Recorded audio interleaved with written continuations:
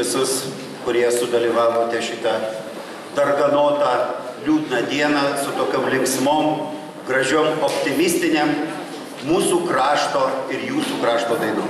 Sveikinu visus dalyvavimus.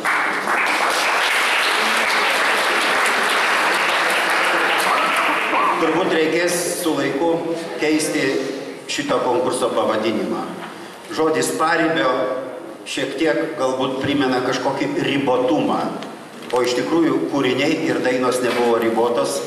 Mes išvydome ne vieną ansamblį, su kuriuo jau buvom susitikę ne vieną kartą ir pereitais metais mes jūs matėm. Tikrai buvom labai nustebę. Pagražėję visų rūbai, padidėję ansambliai vos net dvigubai.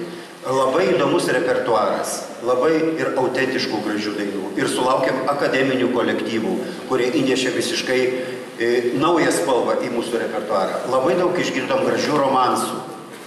O ypač buvo įdomu pamatyti autentišką etnografinę kitų tautų specifinę muziką.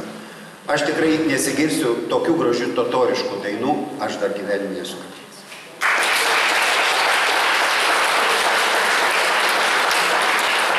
Todėl mums buvo labai sudėtinga išrinkti ir įvertinti šitos ansamblius. Todėl, kad veikia visi dalykai. Sceninė išvaizda, instrumentinis ansamblis. Įsivaizduokit, tokį ansamblį kaip Echo Ostrovca galima būtų filharmonijoje jau šiandien šį vakarą demonstruoti. Tai yra profesionalus, gražiai grojantis, tobulai grojantis profesionalų kolektyvas. Nors visi praktiškai žmonės, kurie groja, yra saviveiklininkai.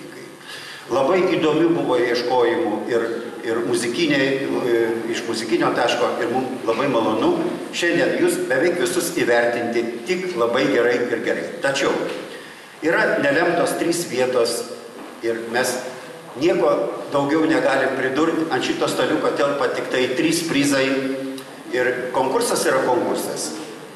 Tad noriu suteikti žodį žurnalistai, katalikų pasaulio žurnalistai, kultūros darbuotojai, Semeliškių kultūros namų siela ir direktoriai Silvijai Bielskienei, kuri nuostabiai šiandien vedė vakarą ir padėkoti jai už dalyvavimą.